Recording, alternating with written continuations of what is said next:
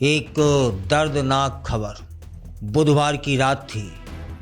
शहर की रफ्तार थमी हुई थी, लेकिन वहीं कुछ लोग कानून की रक्षा में डटे हुए थे। जगह थी पटना का अटल पथ, वहीं जहां वाहनों की चेकिंग हो रही थी ताकि कोई गैर कानूनी गतिविधि, शराब माफिया या अपराधी शहर की सड़कों पर बिना जांच के ना निकल पाएं।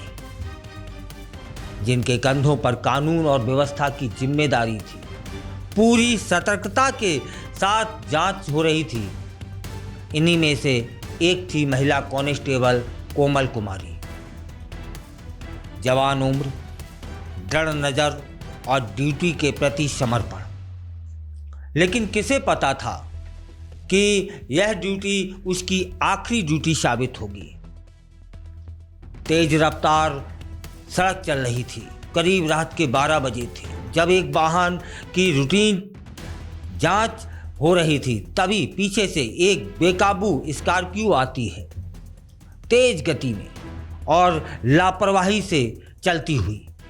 उसने सीधे चेकिंग के लिए खड़ी गाड़ी को टक्कर मारी और उस गाड़ी के पास खड़े पुलिस कर्मियों को रौंद डाला, जिनमें कोमल कुमारी, एक दरोगा और एक एएसआई जमीन पर गिर पड़े।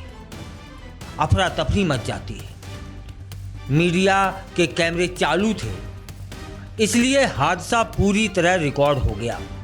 लोगों ने दौड़कर पुलिस कर्मियों को उठाया, अस्पताल पहुंचाया, लेकिन कोमल कुमारी जी बच नहीं सकी।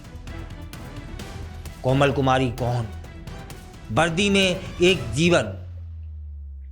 कोमल कुमारी सिर्फ एक पुलिसकर्मी नहीं थी, वो एक बेटी भी थी, बहन भी थी और समाज की उस ताकत का हिस्सा थी जो बिना रुके, बिना थके हमारी सुरक्षा के लिए खड़ी रहती। जिस वक्त आम लोग नींद में थे, उस समय कोमल चौराहों पर खड़ी होती थी जनता की हिफाजत के लिए। लेकिन एक तेज रफ्तार ने उनकी जिंदगी की डोर तोड़ दी। घटना के तुरंत बाद पुलिस ने कार्रवाई शुरू की।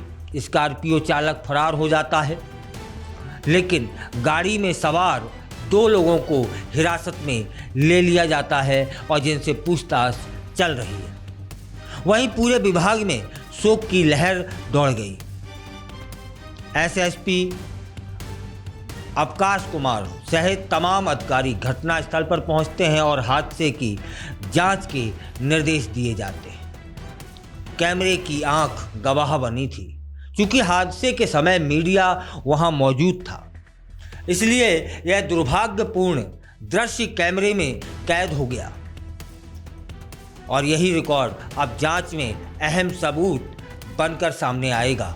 लोगों में गुस्सा है, सवाल है, क्या ऐसी घटनाओं को रोका जा सकता था?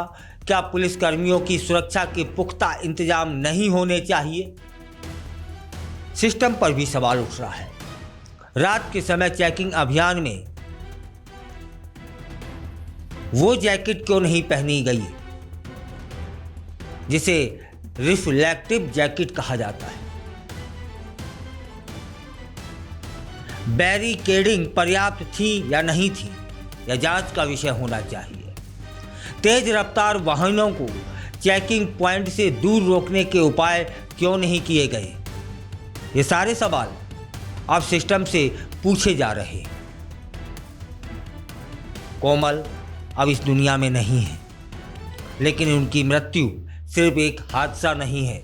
ये सिस्टम की लापरवाही, तेज रफ्तार का आतंक और वर्दी में खड़े लोगों की अनदेखी का नतीजा है। पटना की उस रात एक जिंदगी खत्म हो गई, लेकिन अगर हम अब भी नहीं जागे तो अगली कोमल कौन होगी, ये कोई नहीं जानता है।